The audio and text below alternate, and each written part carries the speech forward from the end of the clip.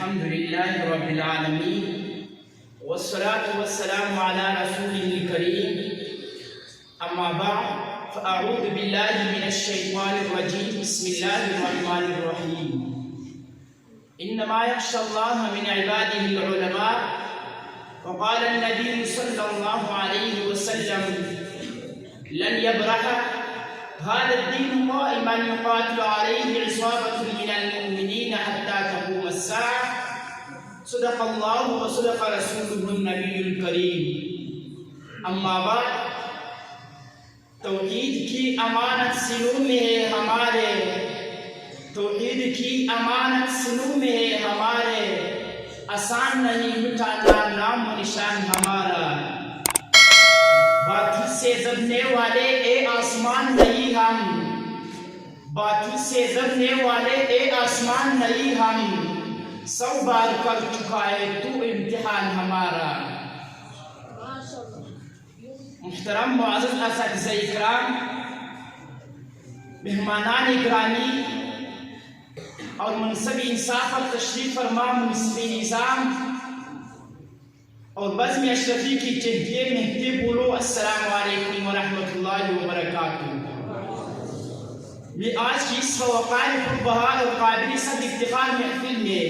چند جواہرات تکلم بکرنے کی سعادت حاصل کر رہا ہوں جس موضوع کو زیر لب لانے کی جسارت کر رہا ہوں وہ حقوی اور استقامت کے تاجدار عزیزان انجمن مجھے اس بات سے قطعاً کوئی اختلاف نہیں کہ حقوی اور استقامت کی ہیر و داد وقت اس امت ہی کے جنباز مجاہدین سے وابستہ نہیں ہے بلکہ میں تو ابتدائے آفرینش سے داستان حیات کو پرکھتا ہوں تو بالخصوص حضرات انبیاء علیہ السلام کا مقدس گروہ ظلم مجبر اور غرور و تکبر کی دنیا کے سامنے حقوی اور استقامت کی چٹان بنا نظر آتا ہے کبھی نمرود کے دربار میں حضرت ابراہیم علیہ السلام ربی الذی یحیی و یمیت اور کبھی فإن اللہ یأتی بالشمس من المشرق فأت بها من المغرب فبہت الذی کفر کی صدائے حق بلند کرتے ہیں کبھی فرعون کے دربار میں حضرت موسیٰ علیہ السلام حقیق علی الا اقول علی اللہ الا الحق قد جئتکم بربکم فارسل معی بنی اسرائیل کی صدائے حق بلند کر کے حقوی اور استقامت کی راہ استوار کرتے ہیں کبھی حضرت نوح علیہ السلام اپنی پوری قوم کی سرکشی کو پس گزار کر حقوی کی مثال قائم کرتے ہیں فکیدونی جمیعا ثم لا تنظرون انی توکلت علی اللہ ربی و ربکم کبھی فرعون کی ظلم و ستم لأقطعن أيديكم وأرجلكم من خلاف کے جواب میں فقد ما أنت قادر کا اعلان حقوی کرنے والا جادوگروں کا وہ ایماندار کو نظر آتا ہے جو وقت فرعون کو للکا کر بھی حقوی اور استقامت کا وہ مثال قائم کرتے ہیں کہ دھرتی انہی و قلت کا سلام کرتی ہے حق بات تو کہے اور ڈٹ جائے پھر چاہے گردن کٹ جائے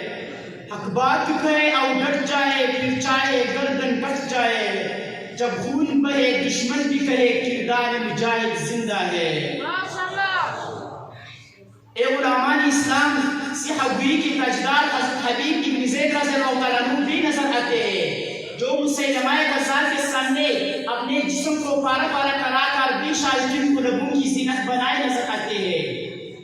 حقوی کی گلشن کا ایک پھول حضرت سعید بن جبیر رحمۃ اللہ علیہ بھی نظر آیا ہے جو حجاج بن یوسف کے دربار میں حقوی کی پاداش میں تلوار تیرے گردن لکیٹے ہوئے ہیں اور جبری استقامت بن کر اعلان کر رہے ہیں انی وجہت وجہی للذی فطر السماوات والارض حنیفا وما انا من المشرکین حجاج ان کا چہرہ قبلے سے پانے کا حکم دیتا ہے تو حقوی کا ایک اجداد پکار کر کہتا ہے فَأَيْنَمَا تُوَلُّوا فَثَمَّ وَجْهُ اللَّهِ حجاج انہیں ایک اندام مٹھا دیتا ہے تو وہ یہ آیات لکھ زبان لے آتے ہیں مِنْهَا خَلَقْنَاكُمْ وَفِيهَا نُعِيدُكُمْ وَمِنْهَا نُخْرِجُكُمْ تَارَةً أُخْرَى وہ اسی حالت میں انہیں ذبح کرنے کا حکم دیتا ہے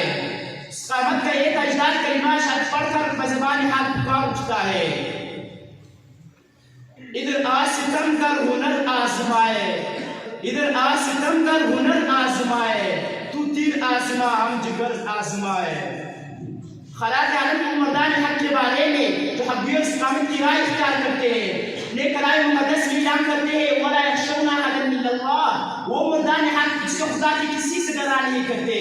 اسلامی تاریخ کو مردان حق کی تبریز نظر آتی ہے جو چلتے چلتے دارالعلوم دیوبند کے دو دیوار کو چنتی ہے. پھر حسن مدنی رحمۃ اللہ علیہ و شیخ فرید رحمہ اللہ جیسے وہ عظیم جب اسلامت دلا کر دیتی ہے جو اغیار کے سامنے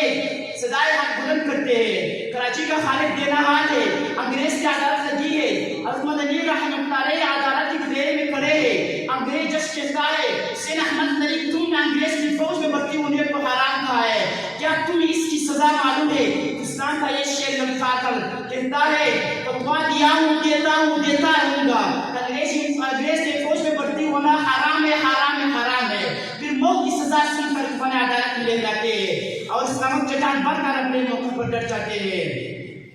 کبھی اجلاولی رحمۃ اللہ علیہ کی شکل میں، کبھی اشرف بخاری رحمۃ اللہ علیہ کی شکل میں، کبھی مفتی محمود رحمۃ اللہ علیہ کی شکل میں، کبھی شاہ جمعیت امام الحکماء، امام مجاہد، امام سیاست، امام انقلاب، عمر کے دیوان کو لرزانے والا، ہر حکومت کو بگانے والا فرزند مفتی محمود حضرت مولانا عبد الرحمن صاحب کی شکل میں دنیا کو یہ بتلا دیتی ہے.